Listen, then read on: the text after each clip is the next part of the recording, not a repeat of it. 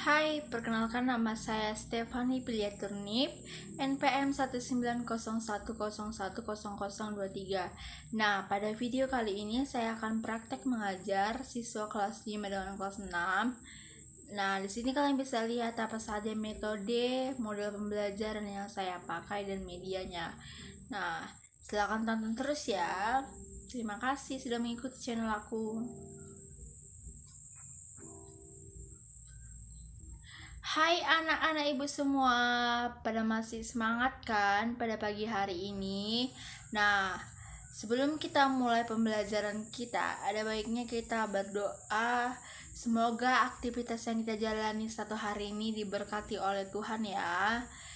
Mari kita berdoa.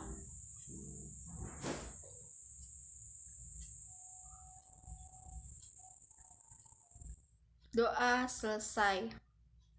Nah, pada hari ini kita masuk dengan tema puisi. Siapa yang tahu apa itu puisi? Ada yang tahu? Nah, sini bakal tayangkan puisi. Puisi adalah karya sastra yang menggunakan kata-kata indah dan kaya makna yang singkat dan padat. Penggunaan bahasa pada puisi mengandung kekuatan rasa dan makna, sedangkan kata yang dimiliki mempunyai majas, lambang, rima, dan sajak. Ada 4 ya. Nah, siapa yang tahu di sini unsur-unsur yang terdapat pada puisi? Ada berapa? Iya, puisi terdapat unsur-unsurnya ada 4. Nah, unsur yang pertama adalah tema, yang kedua rasa, yang ketiga nada, yang keempat adalah amanat. Tema adalah pokok persoalan yang akan diungkapkan oleh penyair dalam puisinya. Sedangkan rasa adalah sikap penyair ke pokok persoalan yang terkandung di dalam puisi. Sedangkan nada adalah sikap penyair terhadap pembacaannya. Sedangkan amanat adalah pesan yang ingin disampaikan oleh penyair melalui puisinya. Nah, di sini ada jenis-jenis puisi. Jenis-jenis puisi ada 2 ya. Yang pertama itu puisi terkait aturan baris dan bait. Nah, contohnya seperti pantun. Sedangkan puisi bebas yang tidak terikat oleh aturan bait dan baris maupun rima adalah contohnya seperti karya Khairul Anwar. Nah, kalian bisa lihat atau kalian tanya atau kalian lihat sumber buku yang lainnya bagaimana itu puisi Khairul Anwar. Nah, di sini Ibu akan menayangkan video puisi salah satu karya Khairul Anwar, kalian bisa lihat.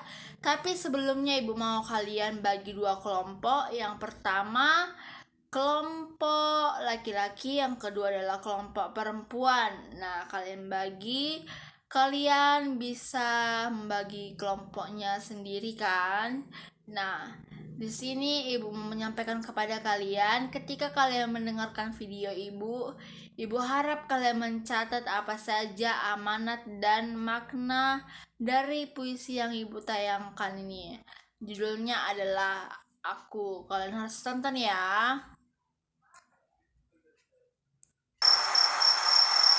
Di sini ada puisi Khairul Anwar. Aku. Bisa kalian lihat ya. Kalau sampai waktuku, ku mau tak seorang kan merayu, tidak juga kau. Tak perlu seduh sedan itu. Kalian dengari, kalian resapi.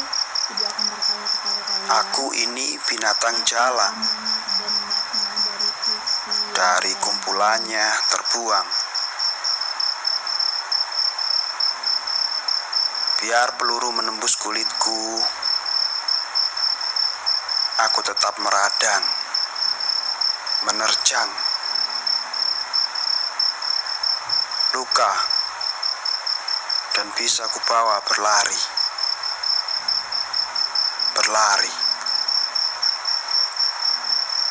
hingga hilang pedih perih. dan aku akan lebih tidak peduli. Aku mau hidup 1000 tahun lagi.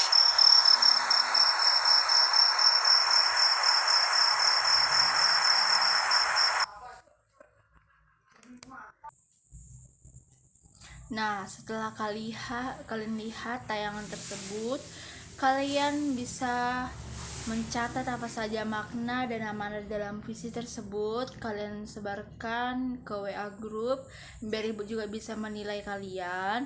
Nah, di sini ibu mau menayangkan apa makna yang ibu dapat.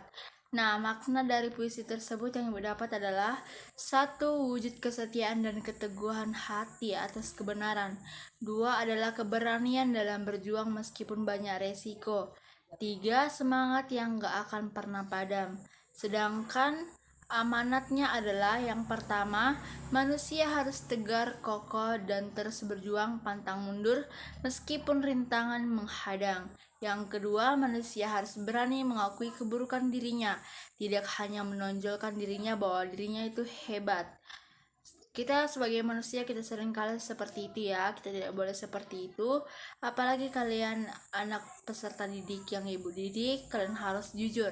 Yang ketiga, amanat yang bisa diterapkan dalam hidup adalah: manusia harus mempunyai semangat untuk maju dalam terus berkarya. Seperti Chairul Anwar, dia semangat terus menciptakan puisi-puisi yang bisa kalian dengar, bisa kalian lihat, atau bisa memotivasi diri kalian sendiri. Nah, sedangkan yang kedua adalah pantun. Nah, tadi kan ada ibu bilang berkaitan atau berpola. Pantun merupakan salah satu bentuk karya sastra yang terikat dengan aturan. Nah, siapa tahu di sini unsur-unsur pantun? Nah, pantun dibangun oleh 4 larik atau 4 baris bila dituliskan. Tiap lariknya memiliki 8 sampai 12 suku kata.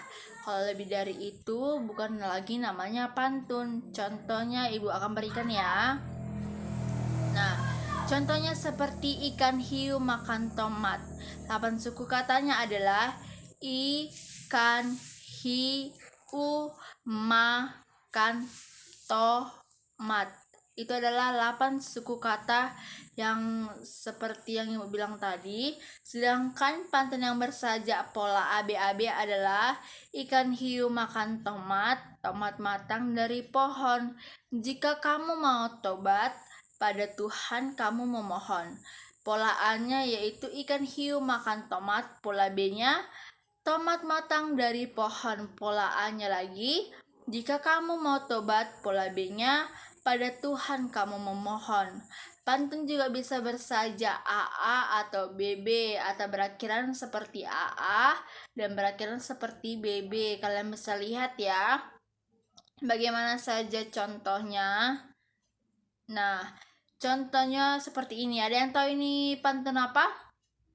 Iya, ini adalah pantun nasihat. Tahu kan cara baca pantunnya? Ibu akan bacakan ya.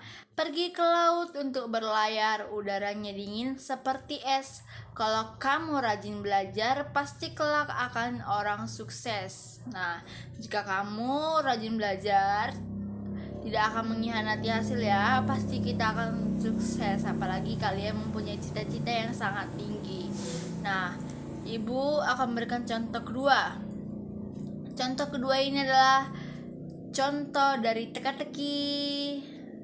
Nah, burung bangau di batu cadas, kupu-kupu sudah cukup umur. Jika Anda memang cerdas, duluan mana, ayam atau telur? Ada yang bisa jawab? Ya, duluan ayam ya, karena ayam adalah makhluk ciptaan Tuhan yang sudah diciptakan pertama kali. Sedangkan telur dari ayam yang diciptakan oleh Tuhan. Kita bisa lihat telur adalah generasi berikutnya. Nah, kita akhiri pembelajaran kita. Ibu punya tugas kepada kalian. Ibu mau bagi 2 kelompok, yaitu kelompok wanita dengan kelompok pria.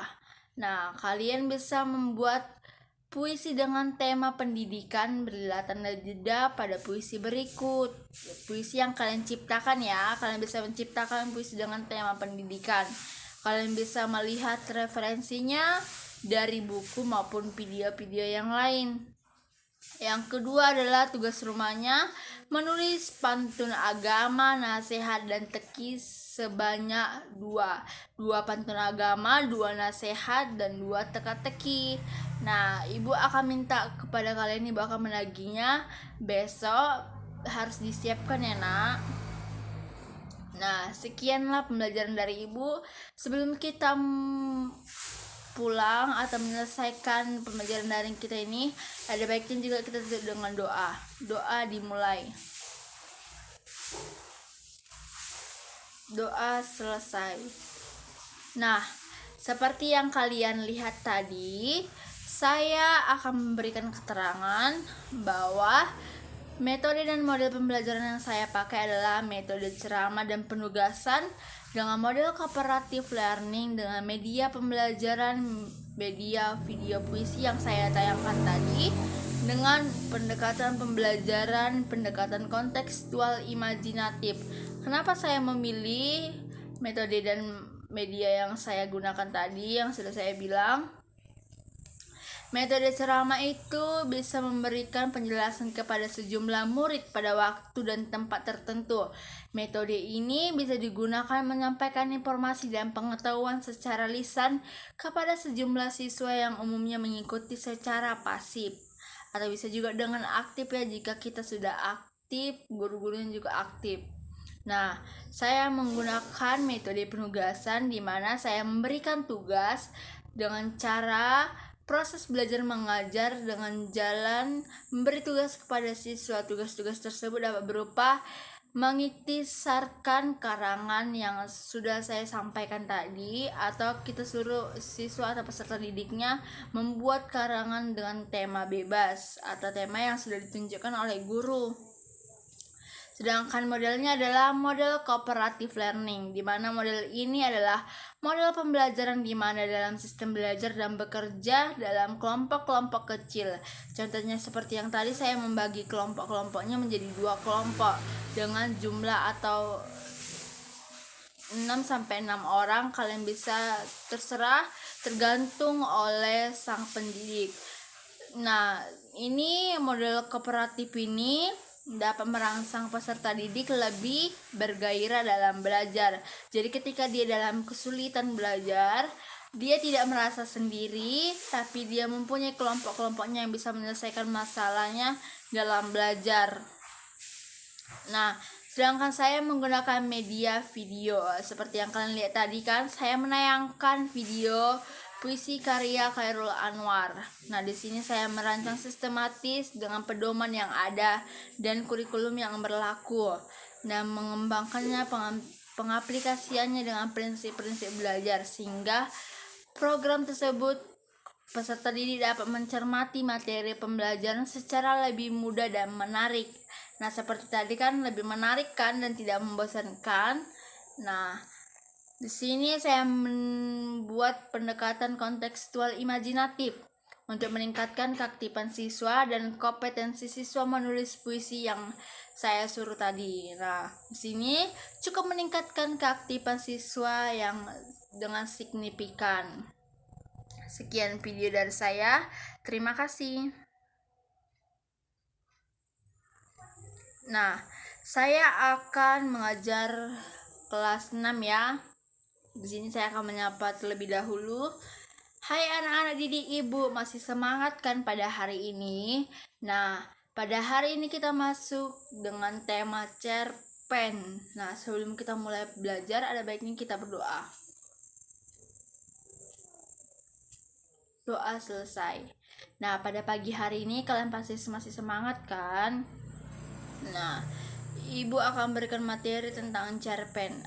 Ada yang tahu cerita pendek artinya apa? Ya, cerita pendek adalah cerita fiksi ya.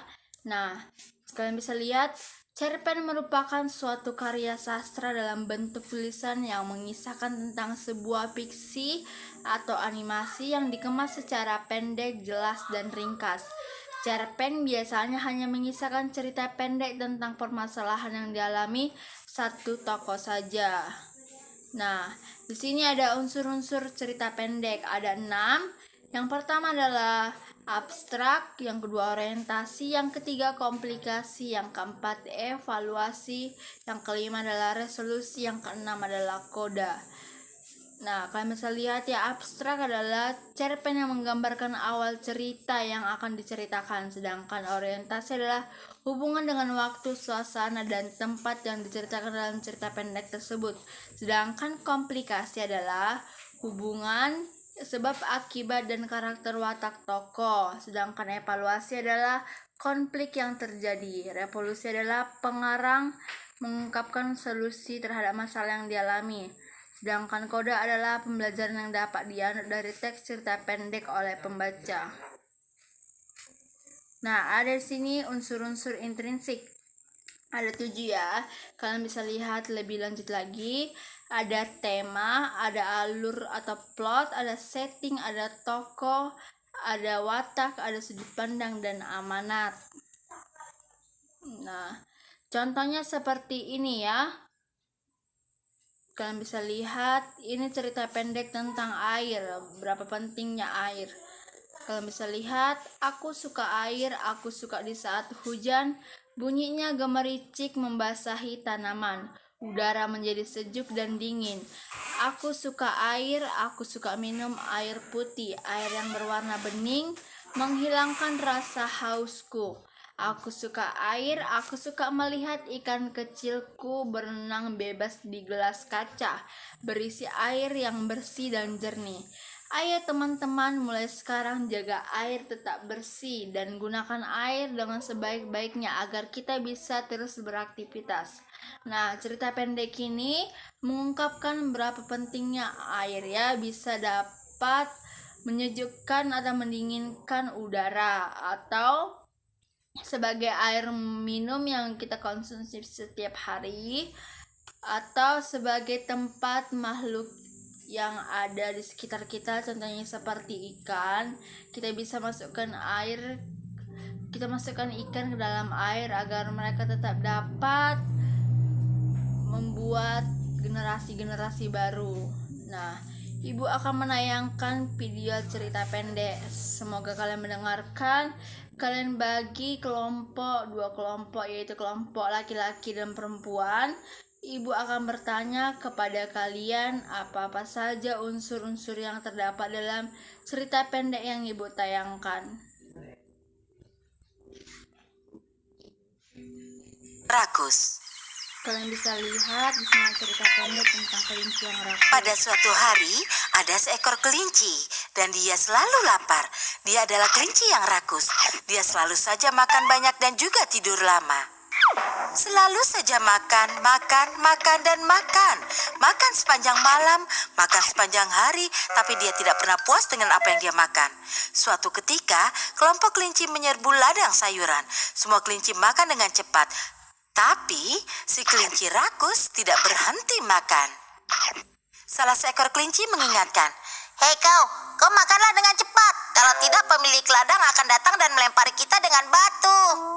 Si kelinci rakus pun menjawab, "Tolong biarkan aku makan lagi. Aku akan makan banyak. Lalu kita akan kembali." Kelinci rakus yang lapar terus saja makan, dan makan.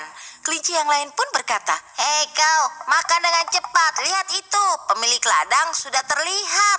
Dia akan segera mendatangi kita."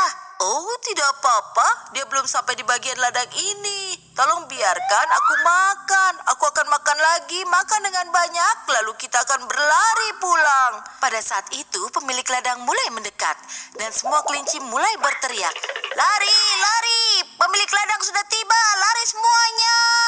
Semua kelinci mulai berlarian dan mulai melompat-lompat menjauh. Tapi si kelinci rakus tidak bisa berlari cepat, bahkan dia tidak bisa melompat karena dia terlalu banyak makan. Perutnya menjadi berat sekali. Semua kelinci bergegas dan melompat keluar dari pagar pembatas ladang.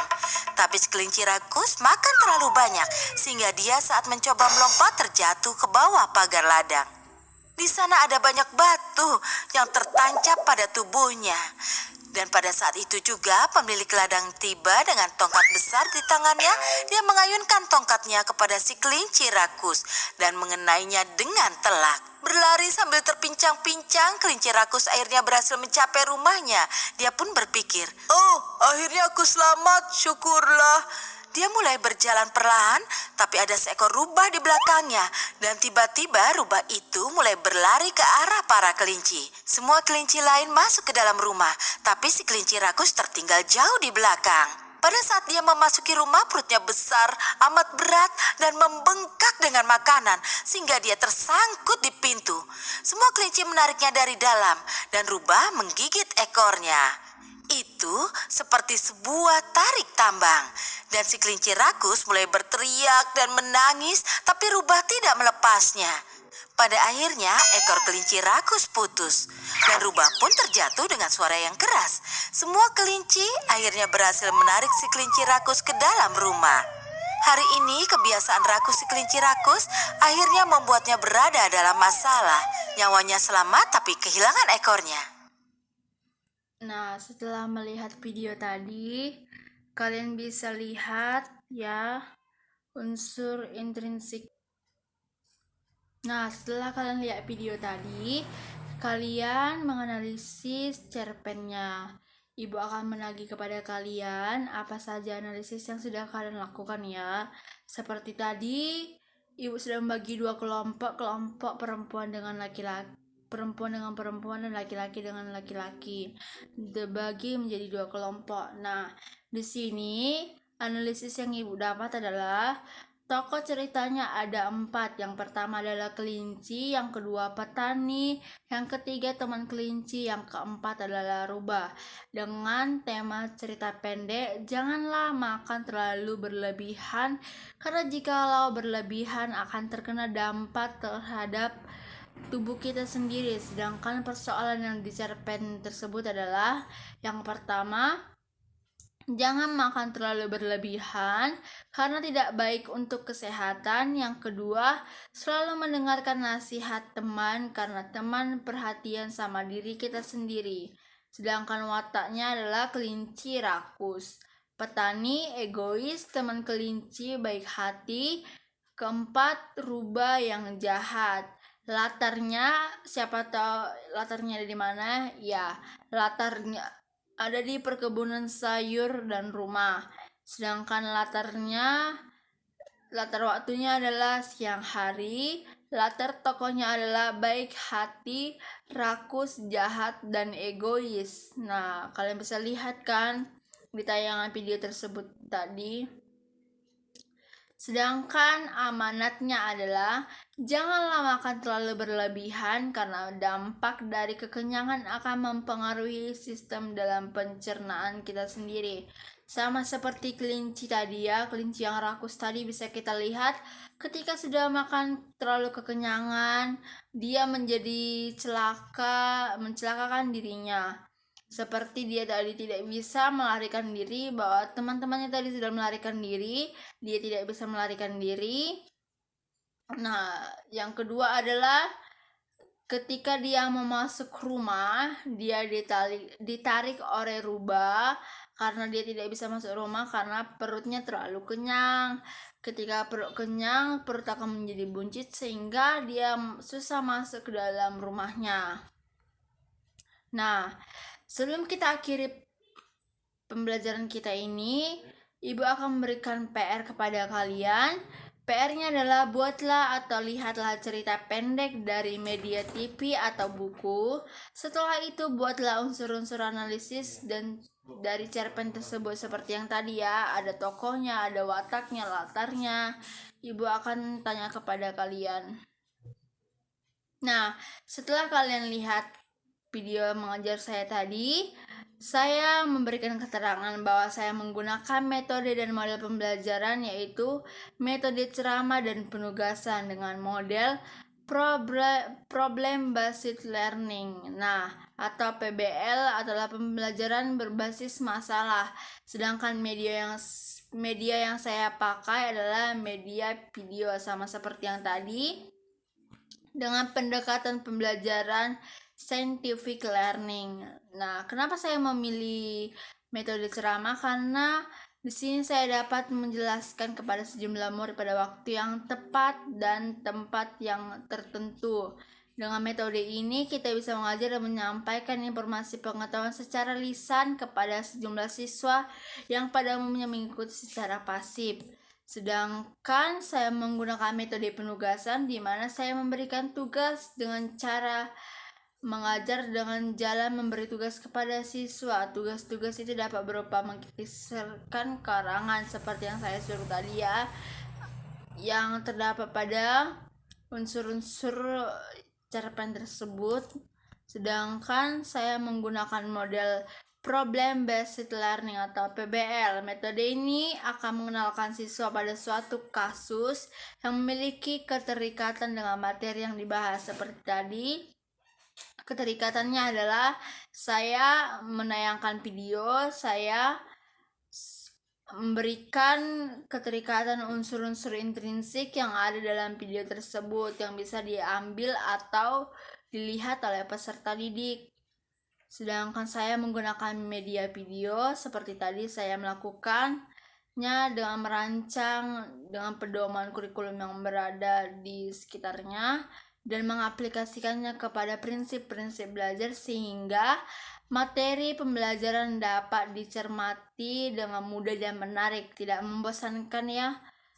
Nah, sedangkan saya melakukan pendekatan scientific learning. Scientific learning adalah merupakan proses pembelajaran yang dirancang agar peserta didik secara aktif mengkonstruk konsep melalui mengamati, merumuskan masalah, mengajukan hipotesis, mengumpulkan data, menganalisis, dan menyimpulkan akhir dari sebuah cerita pendek tersebut dan mengomunikasikannya. Sekian video dari saya, terima kasih sudah menonton.